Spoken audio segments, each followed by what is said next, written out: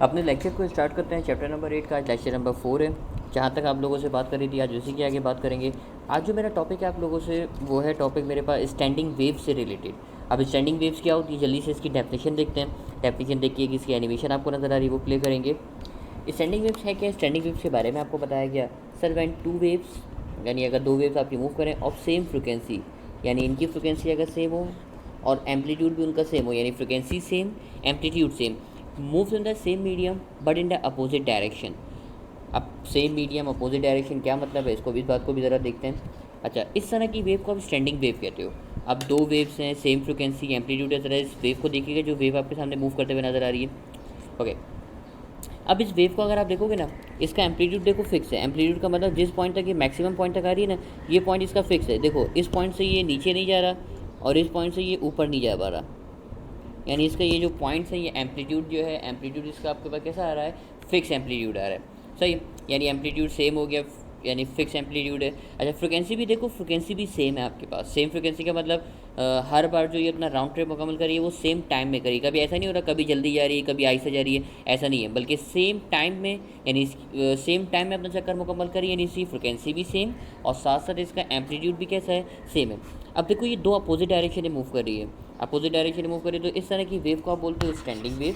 अच्छा, standing wave के अंदर जो आपने मेन बातें पढ़ी है ना जल्दी से मैं आपको बताऊं। अगर आपके पास मिनिमम एम्पलीट्यूड हो, अब मिनिमम एम्पलीट्यूड क्या है आप देखो, ये जो पॉइंट आप देख रहे हो ना, ये पॉइंट मैंने आपके सामने हाईलाइट किए हैं जिनको मैं कलर फिल कर रहा हूँ। तो ये जो पॉइंट है ना ये आपके पास कहलाते हैं नोट, यानी ये पॉइंट्स आप देख रहे हो उनको आपने बोला नोट। यानी मिनिमम जो एम्पलीट्यूड होगा, मिनिमम एम्पलीट्यूड का मतलब होता है कम से कम, यानी अगर मैं इसको इस तरीके से लाइन की सूरत में बनाऊँ तो कम से कम जो एम्पलीट्यूड होगा यानी कोई एम्पलीट्यूड नहीं होगा तो इस चीज़ को आप बोलते हो नोट। तो मैंने लिखा सर जो मिनिमम एम्पलीट्यूड होगा वो मिनिमम एम्पलीट्यूड मेरे पास कहलाएगा कौन, नोट कहलाएगा। अच्छा, अब आप देखोगे मैक्सिमम एम्पलीट्यूड, तो मैक्सिमम के लिए मैं अब कलर चेंज करके आपको दिखाऊँ।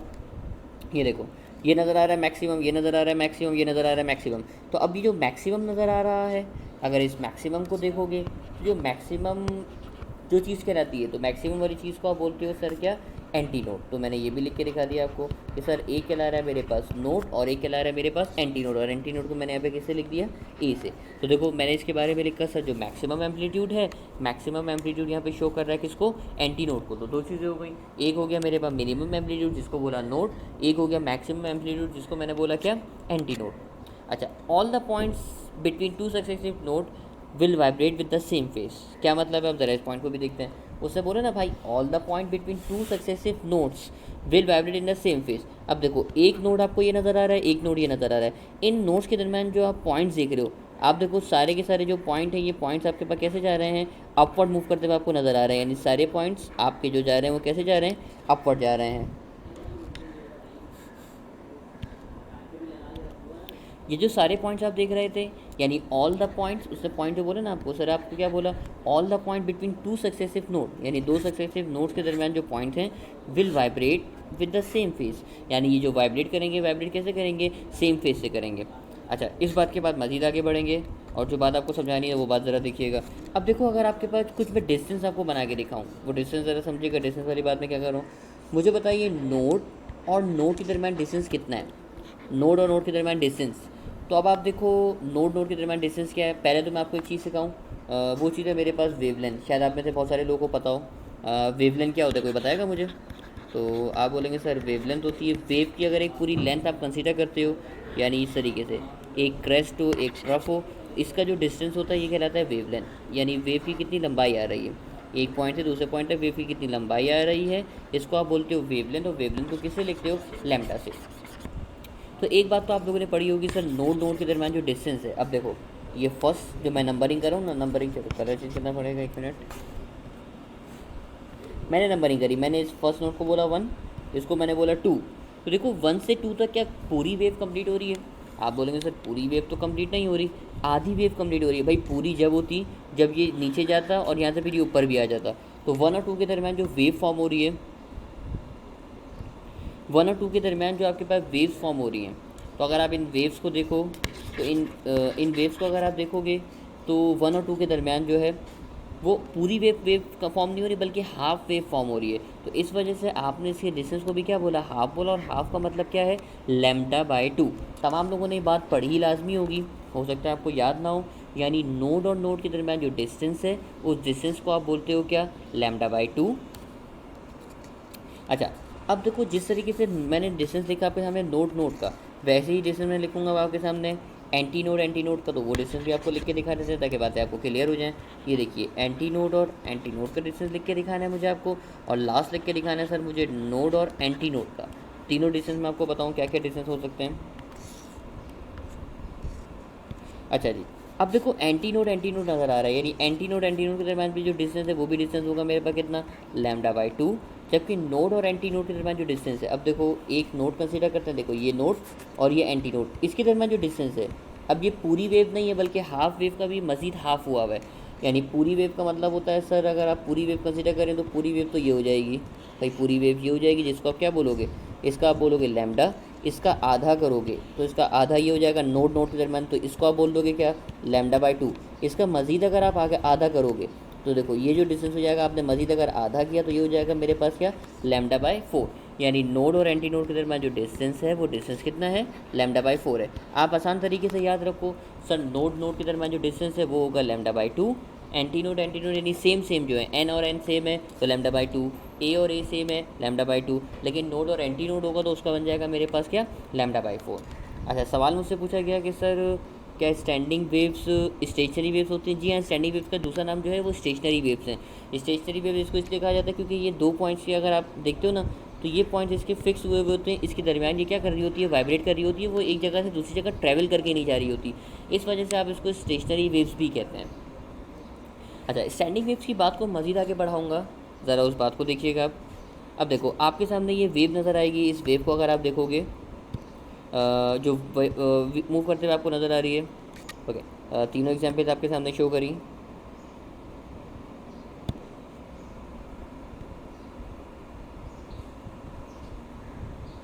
अगर आप इन तीन स्टैंडिंग वेव्स पे अगर आप गौर करें तो अब जो बात मैं आपको समझाना चाह रहा हूँ वो ज़रा बताऊँ। अब देखो सपोज़ करो ये पूरी जो लेंथ है, इस पूरी लेंथ को मैंने बोला सर ये पूरी जो वायर की लेंथ है, जो स्ट्रिंग नज़र आ रहा है उस लेंथ को मैंने नाम रख दिया सर एल, यानी जो पूरी लेंथ है उस लेंथ को मैंने एल से नाम दे दिया। ओके, अब देखो अगर मुझे ये जो लूप नज़र आ रहे हैं, ये कितने लूप हैं, आप बोलेंगे सर ये जो लूप है ना ये 1 लूप है भाई, एक लूप बन रहा है ना, सिर्फ ऊपर जा रहा है और सिर्फ नीचे आ रहा है 1 लूप। जबकि दूसरी डायग्राम में देखोगे तो आप बोलेंगे सर दूसरी डायग्राम में मेरे पास कितने लूप, 2 लूप्स। और जबकि तीसरी डायग्राम में देखोगे तो यहाँ पे कितने लूप है, तो आप मुझे जवाब देंगे सर तीसरी डायग्राम में मेरे पास कितने लूप्स हैं, 3 लूप, यानी 1 लूप, 2 लूप और 3 लूप। अच्छा, 1 लूप प्रोड्यूस करने के लिए मुझे बताओ, अगर ये स्ट्रिंग आपको नज़र आ रहे थे, इसको कहाँ से आप प्लग करोगे। चलो मैं इनको बैक करता हूँ ज़रा ताकि आप लोग मुझे जवाब दे सको। अच्छा, अब देखो 1 लूप अगर चाहिए, मैं इसको यहाँ से खींच के प्लग करूँ, कलर चेंज करके बताता हूँ, या ये सेंटर से प्लग करूँ। मुझे बताओ मैं एक लूप के लिए रेड वाली जगह से प्लग करूँ या ब्लू वाली जगह से प्लग करूँ 1 लूप के लिए। आप लोगों ने मुझे जवाब दिया सर इसको अगर 1 लूप के लिए प्लग करना है तो ब्लू वाली जगह से प्लग कीजिए। अब ब्लू का मतलब क्या है, ये इसका कहलाएगा सेंटर, सही। अब देखो आपने इसको अगर प्लग किया, सेंटर से प्लग किया, अब सेंटर भी देखो सेंटर कैसा है, आप देखो इसका अगर सेंटर चाहिए ना तो आप बोलेंगे सर इसकी लेंथ का आप हाफ़ कर दीजिए भाई, ऐसी है ना, इसको अगर सेंटर से प्लग करना है तो इसका मतलब उसकी जो लेंथ नज़र आ रही है इस लेंथ को क्या कर दीजिए, हाफ़ कर दीजिए। यानी अगर आपको 1 लूप में प्लग करना है तो प्लग करोगे कहाँ से, उसके लेंथ के हाफ से, यानी 1 लूप में प्लग करने के लिए आप उसको प्लग करोगे कहाँ से, L/2 से। यानी अब देखो ये छोटी छोटी सी बातें आपको क्लियर होनी चाहिए कि सर 1 लूप के लिए प्लग करेंगे कहाँ से, L/2 से। अच्छा, 2 लूप के लिए, अब मैं अगर आपसे बात करूँ 2 लूप के लिए तो बड़ी आसान सी बात, 2 लूप के लिए प्लग करते हैं कहाँ से, L/4 से।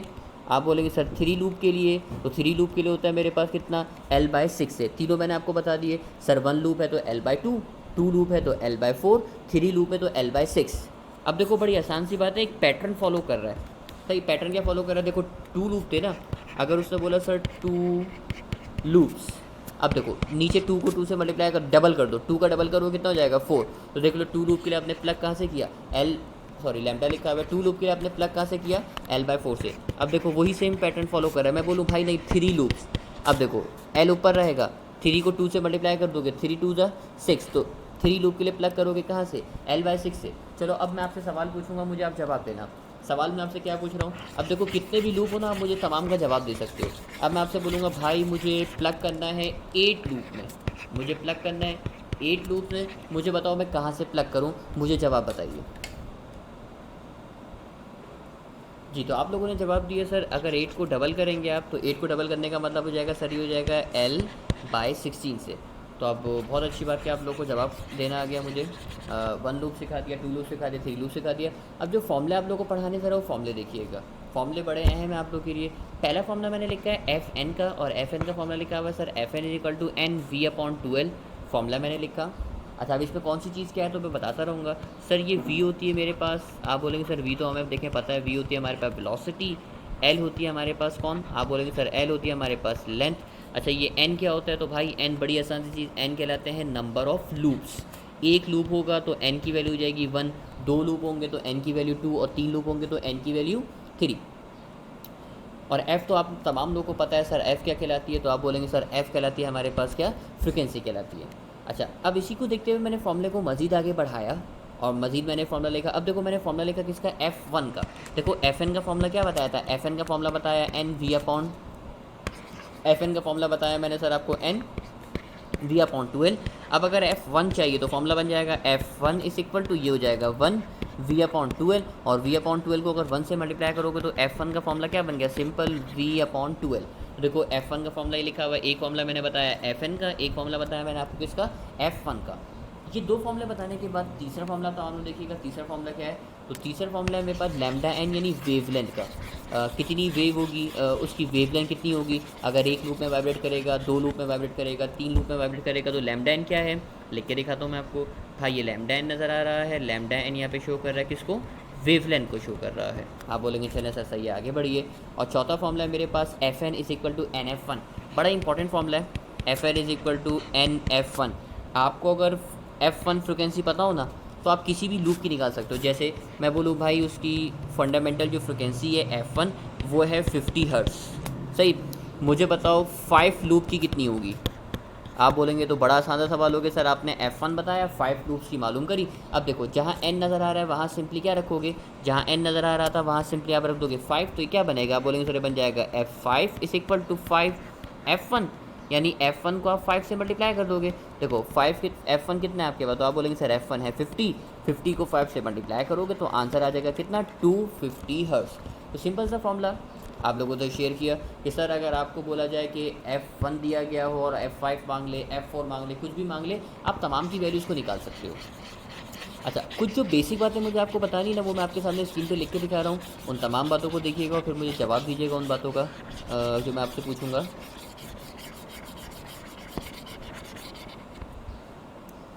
आपके पास ये जो F1 लिखा हुआ है ना, ये F1 क्या कहलाती है, तो F1 के बारे में बताते हैं सर। ये F1 कहलाती है मेरे पास फंडामेंटल फ्रिक्वेंसी।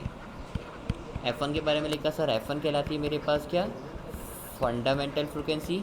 अच्छा, F1 का एक और नाम है, F1 का एक और नाम क्या है, इसको आप बोलते हैं फ्रिक्वेंसी ऑफ फर्स्ट हार्मोनिक। इसका मैंने नाम क्या रखा, फ्रिक्वेंसी ऑफ फर्स्ट हार्मोनिक। अब इसी तरीके से F1 बोला ना, अब F2 को क्या बोलेंगे। अच्छा, F2 को फंडामेंटल तो एक ही दफ़ा होता है ना, फंडामेंटल का होता है बुनियादी, बेसिक, तो फंडामेंटल तो एक दफ़ा हो गया। अब F2 क्या कहलाएगा, तो F2 कहलाता है मेरे पास सर फ्रिक्वेंसी ऑफ, उसको अगर मैं लिख के दिखाऊँ तो आप बोलेंगे सर ये फ्रिक्वेंसी ऑफ हो जाएगा कौन सा हार्मोनिक, तो ये F2 कहलाएगा sir frequency of second harmonic. मैंने आपके सामने लिखा sir frequency of second harmonic.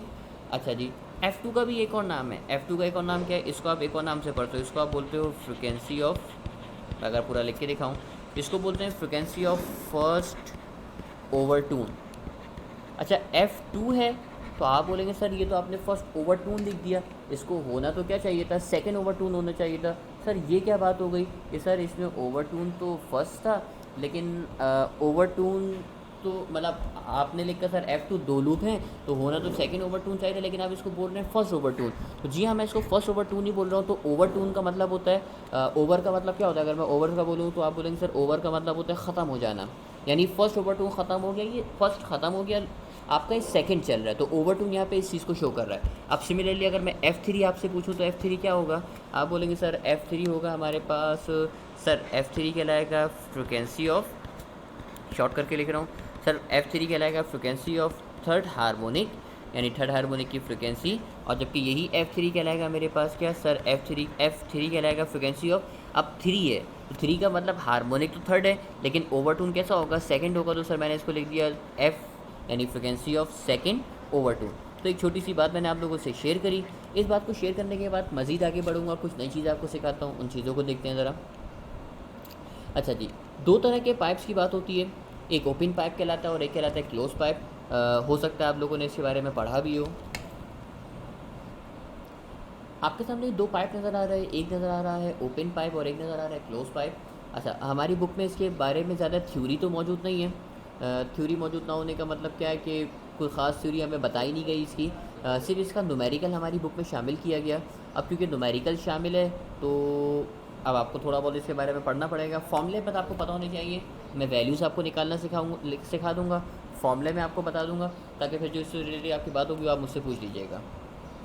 अब देखो, ओपन पाइप खुद लफ्ज़ चीख के बता रहा है भाई, कोई किसी पाइप में कोई वेव अगर ट्रेवल कर रही है, कोई स्टैंडिंग वेव है, तो दोनों तरफ जो आप इसके एंड्स देख रहे हो ये आपको ओपन नज़र आ रहे हैं। अगर आप खुद डायग्राम में देखो तो खुद डायग्राम बता रही है भाई, ये देखो ये एंड भी ओपन है, ये एंड भी ओपन है, ये एंड भी ओपन, ये एंड भी ओपन, यानी दोनों एंड जो है आपको कैसे नज़र आ रहे हैं, ओपन नज़र आ रहे हैं। जबकि इस वाले एंड में क्या है, क्लोज पाइप के अंदर क्या है, आप एक एंड तो देख रहे हो तमाम जगह पे आपको ओपन नज़र आ रहा है, लेकिन जो आप दूसरा एंड देख रहे हो वो दूसरा एंड आपको कैसा नज़र आ रहा है, क्लोज नज़र आ रहा है।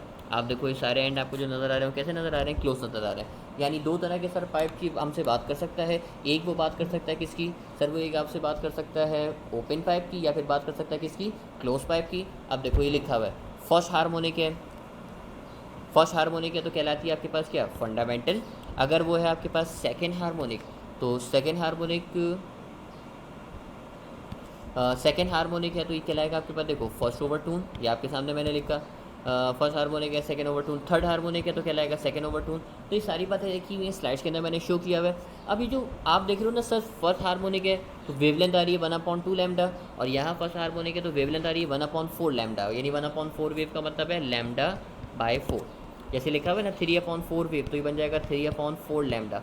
अब सवाल ये सर, ये क्या हमें वैल्यूज़ को याद करना पड़ेगा, यानी वैल्यू निकालनी पड़ेगी सर 1 वेव, 3/2 वेव, 2 वेव या 3/4 लैम्डा, क्या ये सारी की सारी वैल्यूज़ हमें याद करनी पड़ेंगी? तो बेटा इसको याद नहीं करना, मैं एक आसान सा फॉर्मूला आपको बता रहा हूँ, वो फॉर्मूला अगर आप देख लोगे ना, आपको कोई सी भी वेव की वैल्यू बोले आप ईजिली निकाल लोगे। तो इसमें से याद कुछ भी नहीं करना, कुछ भी नहीं। ये डायग्राम जो देख रहे हो ना, डायग्राम में से एक लफ्ज़ भी आप याद नहीं करोगे, सिर्फ दो पाइप के नाम याद रखो, एक का नाम ओपन पाइप, एक का नाम क्लोज पाइप। तो ये पाइप के नाम तो कम से कम याद रख सकते हो ना, इनके नाम याद रखो। इससे रिलेटेड जो बातें हैं वो मैं आपसे शेयर करूँगा और आपको एक दो फॉर्मूले बताऊँगा और आप इजीली इन न्यूमेरिकल्स को सॉल्व कर लोगे। सही, अब आगे बढ़ते हैं। देखो ओपन पाइप और क्लोज पाइप में जो बेसिक सा फ़र्क है ना, वो बेसिक का फ़र्क बता रहा हूँ। ओपन पाइप के फॉर्मूले में जहाँ जहाँ आपको नज़र आए, ओपन पाइप के फॉर्मूले में जहाँ जहाँ आपको 12 नज़र आए, आप वहाँ से 12 को हटा के सिर्फ 4L कर देना। देखो कितना आसान सा चेंज। यानी ओपन पाइप में जहाँ जहाँ क्या नज़र आए, 12 नज़र आए, आप वहाँ पे क्या रख दोगे, 4L रख दोगे। बोलोगे सर ये तो कोई मसला ही नहीं, हम तो वैसे ही छापने में माहिर हैं, कोई भी चीज़ कॉपी करनी हो आप सर हमें बस हुक्म कीजिए, हम तो कॉपी करके आपको दिखा देंगे।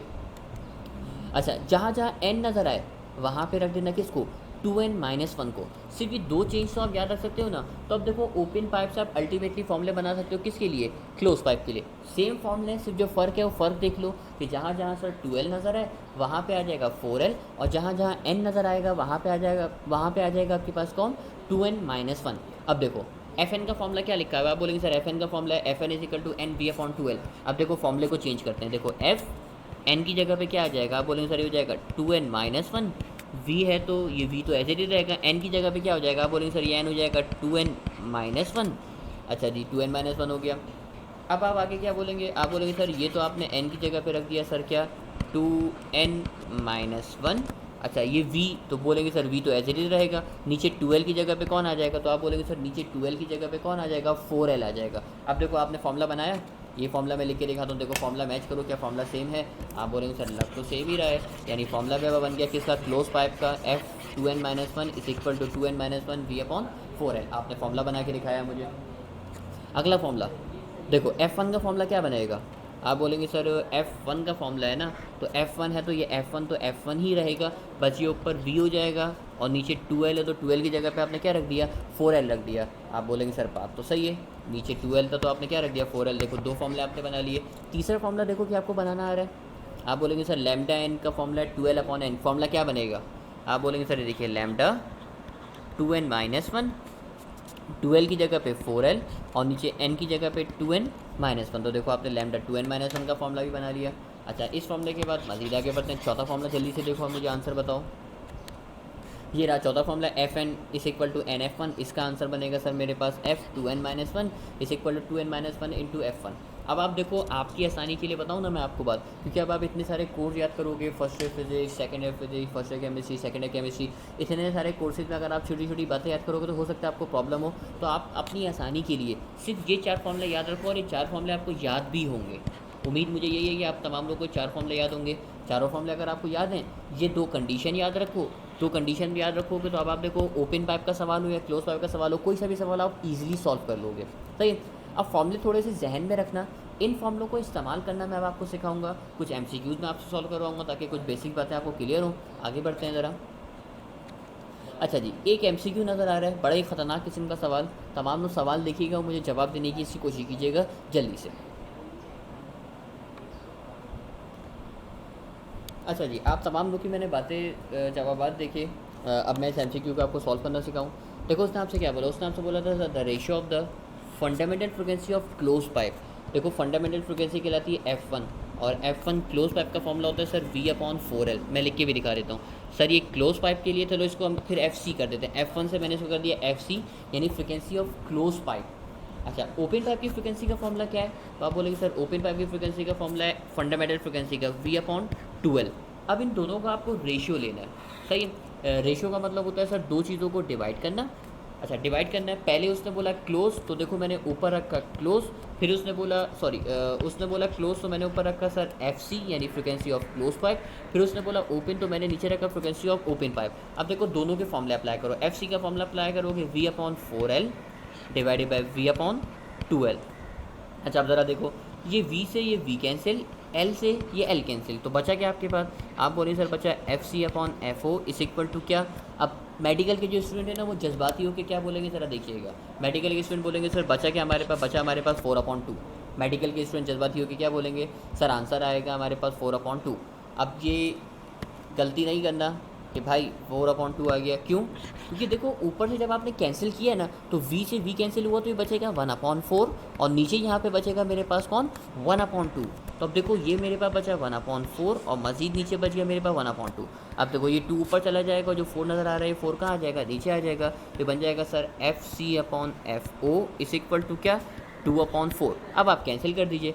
अब अगर आप सिंपली कैंसिल करोगे तो देखो अब आपके लिए आसान है, 2 1 2, 2 2 4। तो अब देखो जो आंसर बना वो आंसर क्या बना? 1/2। यानी इसका जो करेक्ट जवाब होना चाहिए, वो करेक्ट जवाब क्या होना चाहिए? ऑप्शन नंबर बी, यानी करेक्ट जवाब मेरा बनेगा सर 1/2। इस एमसीक्यू का करेक्ट जवाब।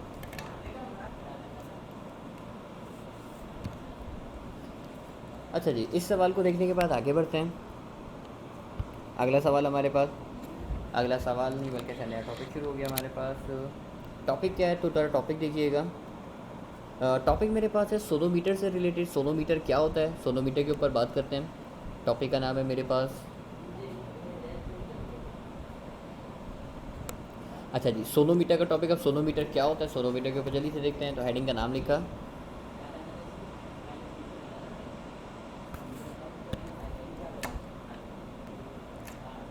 सोनोमीटर में आपके बारे में आपको बताया sir, sonometer is an apparatus by which the transverse vibration of string can be studied. इस तरह का प्रैक्टिकल भी आप लोगों के पास मौजूद है।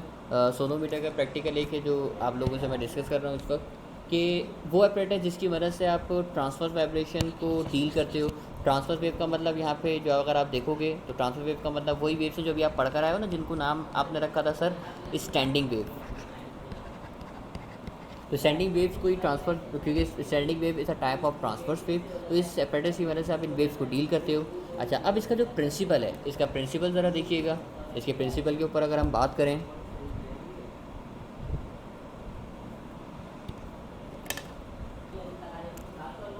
सोनोमीटर का प्रिंसिपल क्या है? सोनोमीटर के प्रिंसिपल के ऊपर अगर मैं आपसे बात करूं, तो सोनोमीटर का सिंपल सा एक प्रिंसिपल है, sonometer works on the principle of resonance. अब सवाल ये सर, ये रेजोनेंस क्या होता है? दो फ्रिक्वेंसीज़ का आपस में मीट करना।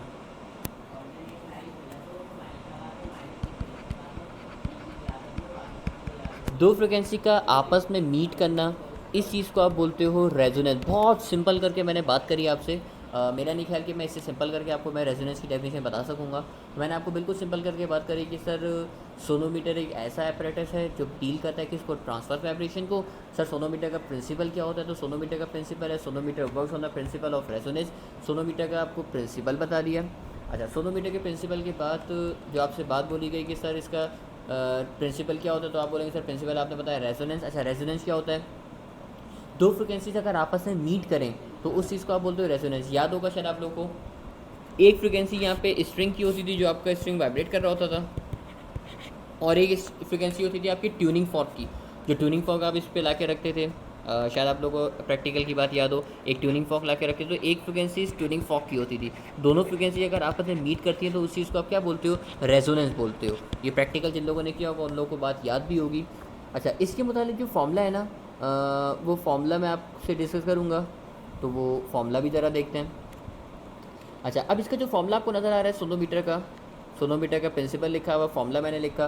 फॉर्मूला क्या है, तो सर इसका फॉर्मूला देखिएगा। सोनोमीटर का फॉर्मूला है F = 1/2L √T/μ। अब इसमें कौन सी चीज़ क्या है, तो जल्दी से देखते हैं। सर ये T यहाँ पे शो कर रहा है किसको, टेंशन को, और म्यू यहाँ पे शो कर रहा है किसको, लीनियर डेंसिटी को।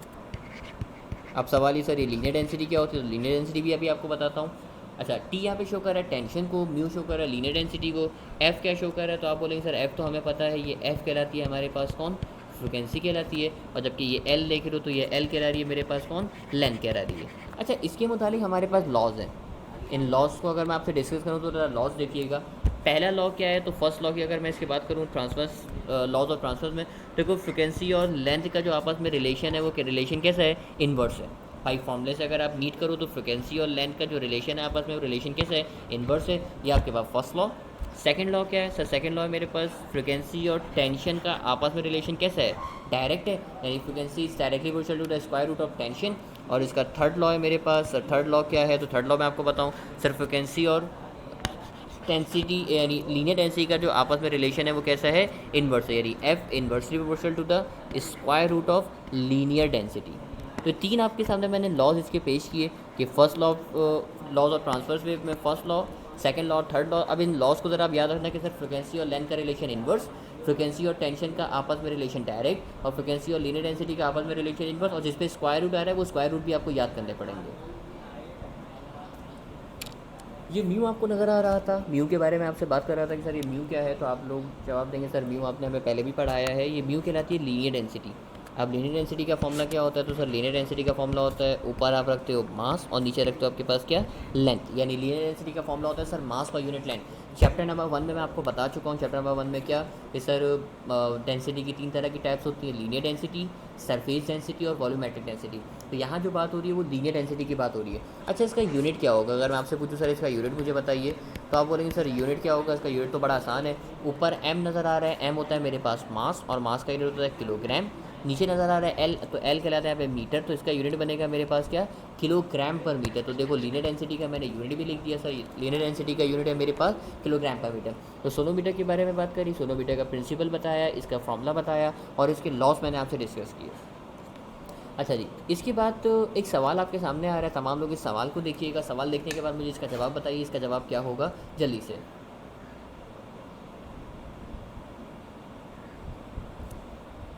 फॉर्मूला मैं आपके सामने लिख देता हूँ। फॉर्मूला क्या है, फॉर्मूला आपके पास है F = 1/2L √T/μ। देखो फॉर्मूला आपके सामने है कि अब आप इजीली इस सवाल का जवाब मुझे दे सकते हो। सवाल में आपसे बोला गया sir, if the tension in a wire of a sonometer is become 4 times, यानी टेंशन को आपने 4 टाइम्स करें, यानी जहाँ टी है आप टी की जगह पे क्या रख दोगे, 4T रख दोगे। अब सिंपल सा सवाल है, देखो अगर इसको आप सॉल्व करोगे तो टी की जगह पे अगर 4T रखते हो तो क्या बनेगा, देखो आपके सामने मैं सॉल्व करता हूँ।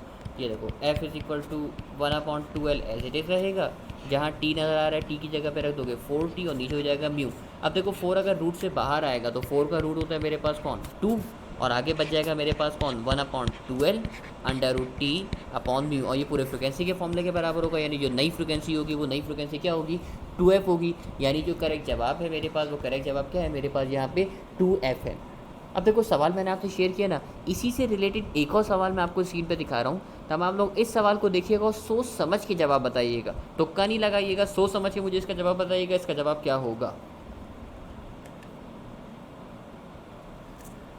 सवाल में आपसे बोला गया if the length of a wire of a sonometer becomes 4 times.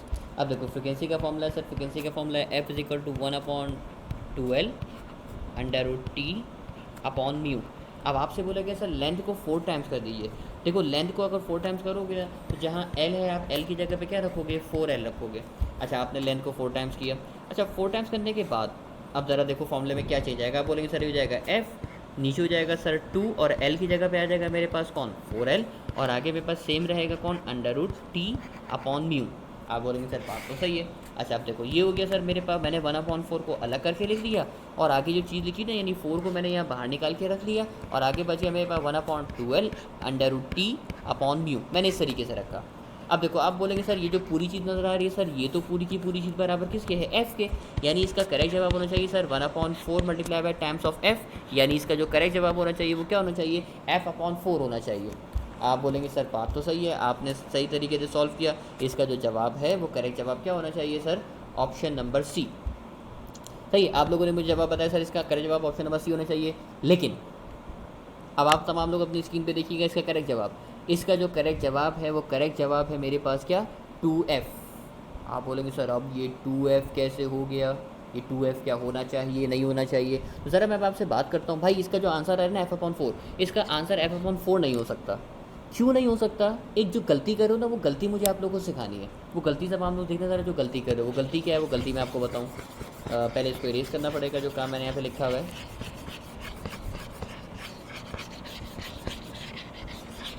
अच्छा जी मैंने इसको पूरा इरेज कर दिया। अब देखो आपको बोला गया सर लेंथ को आप 4 टाइम्स कीजिए, यानी जहाँ L नज़र आ रहा है वहाँ पे आप क्या रख दीजिए 4L। लेकिन देखो लेंथ को चेंज करने की वजह से लीनियर डेंसिटी भी तो चेंज होगी। लीनियर डेंसिटी का फॉर्मूला क्या था, आप बोलेंगे सर लीनियर डेंसिटी का फॉर्मूला था mu is equal to M/L। अब देखो फ़र्क किस पे आ रहा है, लीनियर डेंसिटी पे भी आ रहा है। अब देखो आप जो एफ़ की आप लेंथ की जगह पे जो 4L रखोगे ना, वो एक जगह पे नहीं रखोगे, 2 जगहों पे रखोगे। 2 जगहों पे कैसे, यानी इस L की जगह भी 4L रखोगे और इस म्यू की वैल्यू को भी चेंज करोगे।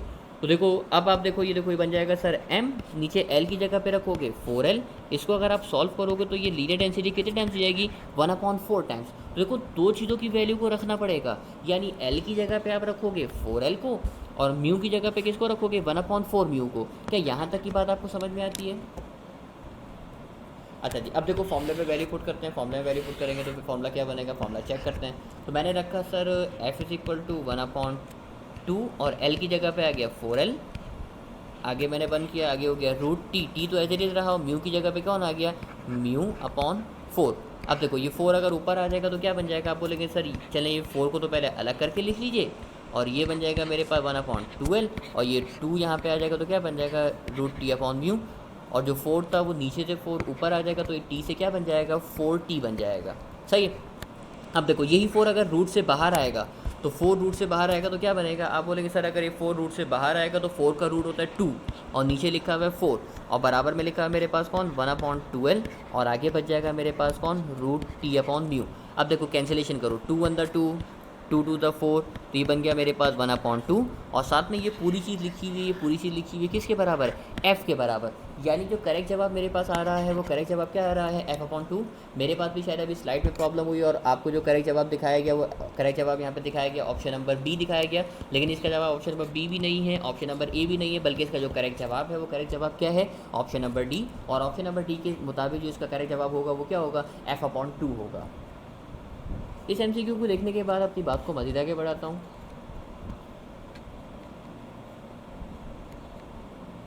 अच्छा जी इस चैप्टर का जो मेन लास्ट टॉपिक रह गया है वो लास्ट टॉपिक रह गया मेरे पास डॉपलर्स इफेक्ट। अब डॉपलर्स इफेक्ट क्या होता है, डॉपलर इफेक्ट की अगर मैं आपसे बात करूँ तो सपोज़ कीजिए मेरे पास एक एम्बुलेंस है और एक शख्स मेरे पास खड़ा हुआ था। अच्छा अब एम्बुलेंस में क्योंकि सायरन लगा हुआ होता है, सायरन होता है ना, साउंड इसमें से निकलता है जिसमें सायरन लगा हुआ होता है, जिसमें से आवाज़ आती है। कोई अगर है स्टूडेंट जिसको आवाज़ निकालना आती है तो आवाज़ निकाल के दिखा सकता है मुझे। तो ये एक एम्बुलेंस थी मेरे पास जिसमें एक सायरन लगा हुआ था, साउंड आ रहा था। सही, तो इसका नाम रखा मैंने VS का मतलब है वेलोसिटी ऑफ सोर्स, यानी S यहाँ पे सोर्स को शो कर रहा है यानी वेलोसिटी ऑफ सोर्स। अच्छा, एक बंदा इसको खड़े होकर सुन रहा था, तो जो सुन रहा था उसको मैंने बोला वी एल, तो वी एल यहाँ पर क्या खिला रहा है, तो वी एल यहाँ पर खिलाएगा लिसनर जो सुन रहा है।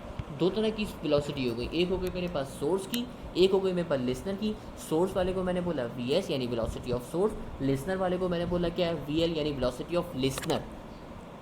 अच्छा जी, अब ये जो एम्बुलेंस आप देख रहे थे इसमें से साउंड इमिट हो रहा था, ये साउंड इस शख्स तक पहुंच रहा, सही है, ये शख्स तक साउंड पहुंचा। अब साउंड की कुछ ना कुछ फ्रिक्वेंसी होगी।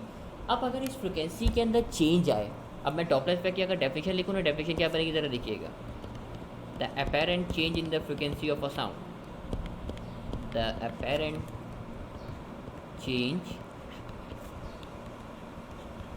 in the frequency of sound।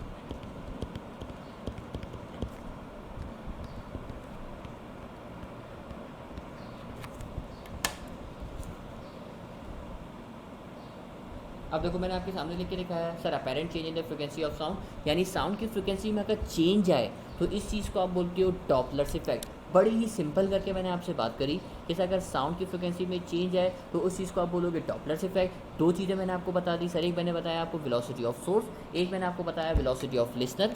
अच्छा, एक कहलाएगी वी। अब ये वी क्या है, तो ये वी कहलाएगा मेरे पास वेलोसिटी ऑफ साउंड, यानी वी के बारे में लिखा सर ये वी क्या है, तो वी के बारे में मुझे बताया गया सर ये वी है मेरे पास वेलोसिटी ऑफ साउंड। तो अब देखो तीन चीज़ें हो गई, वी एस हो गया, वी एल हो गया, वी हो गया। आप लोगों ने इसके कुल मिला के जो है ना जो केसेस पढ़े होंगे, वो केसेस पढ़े होंगे तकरीबन 6 केसेस पढ़े होंगे। एक पढ़ा होगा when source move towards, when source move away, when listener move towards, when listener move away, और when both move towards and both move away. ये 6 केस पढ़े होंगे आपने। अब 6 केस का मतलब है कि सर इन 6 के फॉर्मूले भी आपको पता होने चाहिए कि कब फ्रिक्वेंसी ज़्यादा होगी, कब फ्रिक्वेंसी कम होगी। तो ये सारी बातें मैं भी आपसे शेयर करता हूँ और एक आसान तरीके से मैं आपको बताता हूँ। पहले इसकी बात को क्लियर कर दूँ, ये भाई वी कहला रहा है मेरे पास वेलोसिटी ऑफ साउंड। अच्छा, अब देखो वो जो 6 केस है ना, 6 केस, उन 6 केस में से आप एक शॉर्ट ट्रिक मैं आपको सिखाता हूँ। उन 6 में से आप किसी का भी फॉर्मूला बना सकते हो, सिर्फ एक फॉर्मूला आप याद करना। देखो एक फॉर्मूला तो कम से कम याद कर सकते हो ना, चलो 6 याद ना करो कोई मसला नहीं, 6 तो मुश्किल होते ना भाई याद करने को, एक तो याद कर लोगे ना। इस फॉर्मूले को याद कर लो, ये फॉर्मूला नजर आ रहा है, F dash is equal to F listener upon source. इस फॉर्मूले को ज़रा याद कर लो, तो मेरे ख्याल में तमाम लोग इस फॉर्मूले को याद कर लेंगे।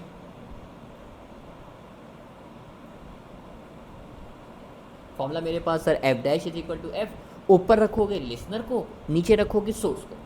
तो उम्मीद करता हूँ कि ये बात भाई क्लियर होगी अभी तक, यहाँ तक कि सर मैंने आपको फॉर्मूला लिखना सिखाया, ऊपर आप रखोगे लिसनर को, नीचे आप रखोगे किसको, सोर्स को। तो एफ डैश का फॉर्मूला बनेगा सर मेरे पास F dash is equal to F, ऊपर आ गया मेरे पास लिसनर और नीचे आ गया मेरे पास सोर्स।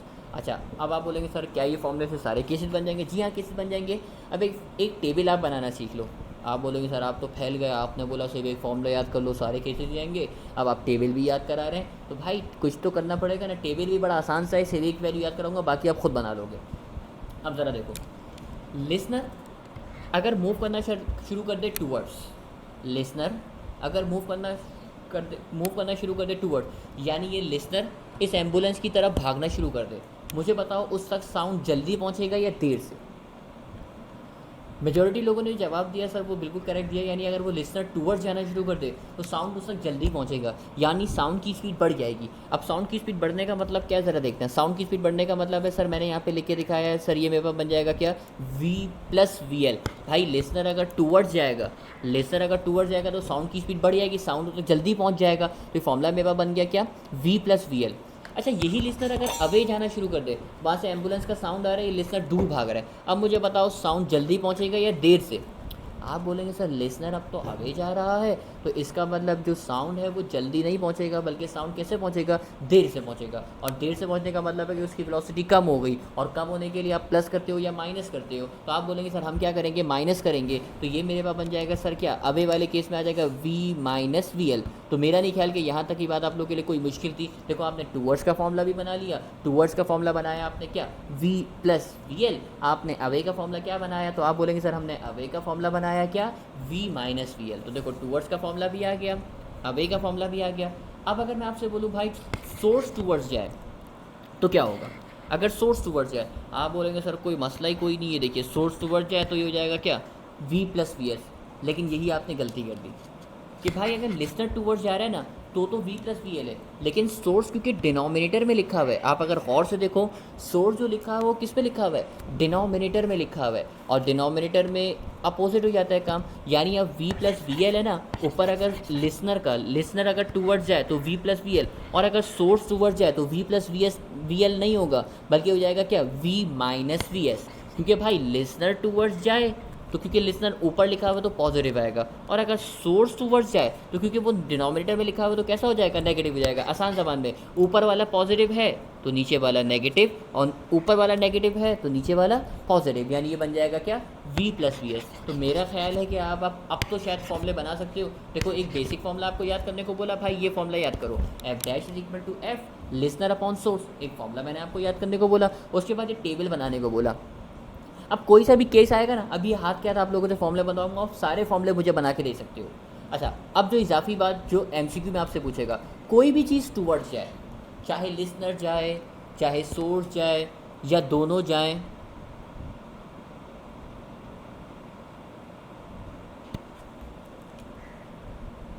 चाहे आपका कोई भी चीज़ टूवर्ड्स जाए, तो आपकी जो फ्रिक्वेंसी है वो फ्रिक्वेंसी क्या होगी, इंक्रीज़ होगी। यानी कोई भी चीज़ टूवर्ड जाए तो फ्रिक्वेंसी क्या है, इंक्रीज़ होगी, और कोई भी चीज़ अगर अवे जाए तो फ्रिक्वेंसी आपकी अल्टीमेटली क्या हो जाएगी, डिक्रीज़ हो जाएगी। ये दोनों बातें आप याद कर लो ज़रा कि सर अगर कोई भी चीज़ टूवर्ड जाए तो फ्रिक्वेंसी इंक्रीज़, कोई भी चीज़ अवे जाए तो फ्रिक्वेंसी डिक्रीज़।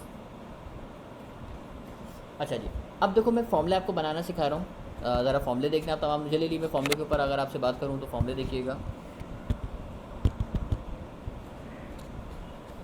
अच्छा जी, अगर लिसनर टूवर्ड्स जाए और लिसनर अवे जाए तो देखो फॉर्मूला बनाना सिखा रहा हूँ। फॉर्मूला बनेगा सर, फॉर्मूला होता है F dash is equal to F, ऊपर हो जाएगा सर मेरे पास कौन, तो आप बोलेंगे सर ऊपर हो जाएगा मेरे पास लिसनर, और नीचे हो जाएगा सर क्या, तो आप बोलेंगे सर नीचे हो जाएगा मेरे पास सोर्स। यानी एफ डैश का फॉर्मूला बन गया sir F dash is equal to F, ऊपर हो जाएगा लिसनर और नीचे हो जाएगा आपके पास क्या, सोर्स।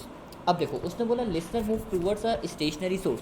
अब जो लिसनर है वो कैसा जा रहा है, टूवर्ड्स जा रहा है। आप बोलेंगे सर पीछे पेज करके ज़रा लिसनर टूवर्ड्स का हमें दिखाइएगा, तो ज़रा देखो लिसनर अगर टूवर्ड्स जाता है तो आप क्या लिखते हो, v प्लस वी एल। तो आप बोलेंगे सर बात तो सही है, लिसनर अगर टूवर्ड्स जाए तो हम तो लिखेंगे क्या, v प्लस वी एल। अब देखो फॉर्मूला बन रहा है F dash equal to F, listener अगर टूवर्ड्स जाए तो ऊपर हो जाएगा v प्लस वी एल।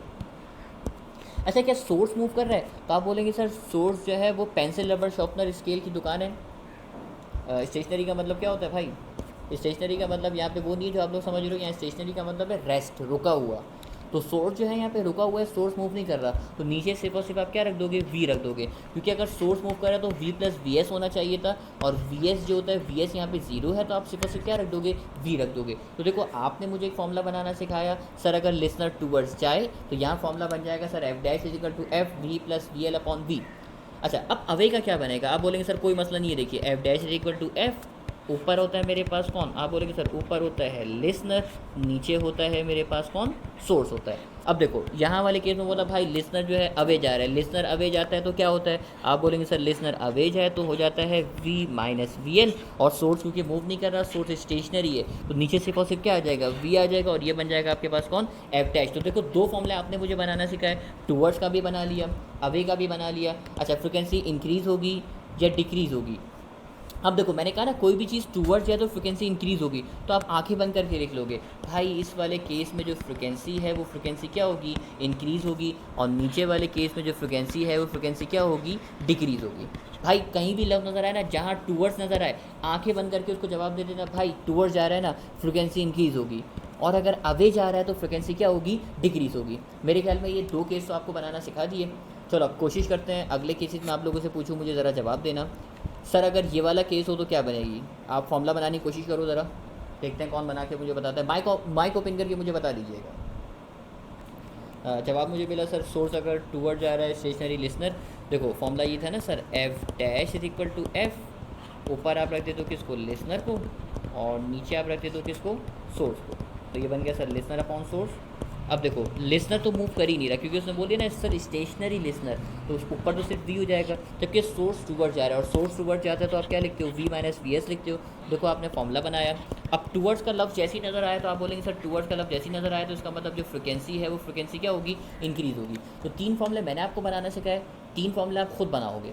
तो ये तीन फॉर्मूले की मैं हेडिंग सिखा रहा हूँ आपको, घर आके जब मैं आपको लेक्चर सेंड करूँगा तो आप तमाम लोग इसको देख के ये बाकी के फॉर्मूले कंप्लीट करोगे जब अपने पास लेक्चर कॉपी डाउन करोगे तो इन फॉर्मूलों को आप तमाम खुद लिख लेना। अब इसके बाद जो सेकंड लास्ट टॉपिक है वो बीट से रिलेटेड है, बड़ा ही आसान सा टॉपिक। बीट्स क्या कहलाती है? Difference between frequency of two vibrating bodies. दो वाइब्रेटिंग बॉडी के दरमियान फ्रिक्वेंसी का अगर आप डिफरेंस लो तो उस चीज़ को बोलते हो आप बीट्स। डिफरेंस का मतलब होता है माइनस करना। तो देखो दो फ्रिक्वेंसीज़ को अगर आप माइनस करोगे यानी F1 माइनस F2 तो इसको आप बीट्स बोलते हो।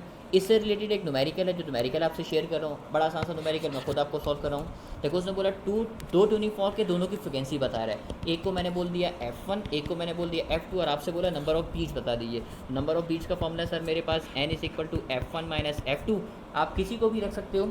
अच्छा, इस वाले केस में आप बोलेंगे सर ये F1 की वैल्यू हो जाएगी 252 माइनस F2 की वैल्यू हो जाएगी 256, माइनस करोगे तो आंसर आएगा -4। यानी इसका करेक्ट जवाब होना चाहिए कौन सा? Option number D. लेकिन इसका जवाब ऑप्शन नंबर डी नहीं होगा, बल्कि इसका जवाब होगा मेरे पास क्या? Option number B. क्यों? क्योंकि बीट्स की जो वैल्यू है वो कभी भी नेगेटिव नहीं हो सकती।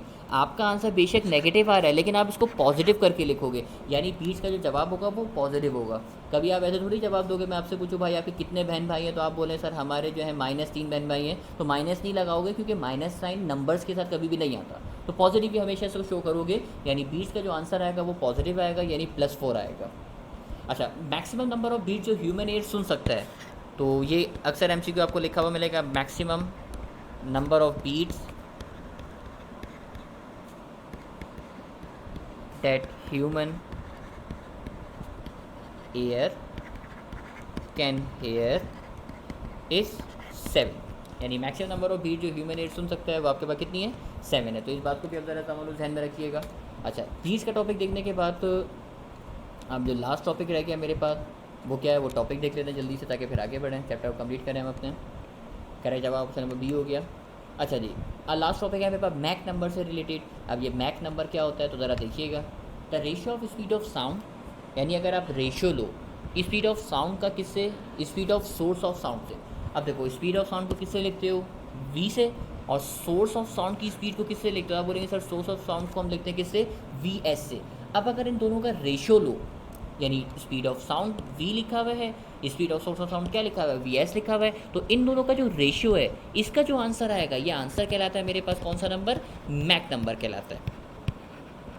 तो ये बात आप लोगों ने, उम्मीद करता हूँ तमाम लोगों ने पढ़ी होगी। बेसिक सी डेफिनेशन हमारी बुक में मौजूद है कि सर मैक नंबर क्या है। तो मैक नंबर दो चीज़ों का रेशियो है। अगर आप स्पीड ऑफ साउंड का speed of source of sound से रेशियो लोगे तो वो रेशियो कहलाता है मेरे पास कौन सा नंबर? Mach number. अच्छा, इस मैक नंबर के बाद दो तरह की वेव्स आप लोगों ने शायद सुनी हो, एक कहलाती है प्लेन वेव और एक कहलाती है मेरे पास शॉक वेव। प्लेन वेव कब होती है? अगर आपकी बॉडी के जो स्पीड है यानी speed of source of sound बराबर हो जाए स्पीड ऑफ साउंड के। चलो मैं इसको लिख के दिखा देता हूँ। अगर सोर्स की स्पीड बराबर हो जाए, यानी सोर्स की जो स्पीड है वो बराबर हो जाए किससे?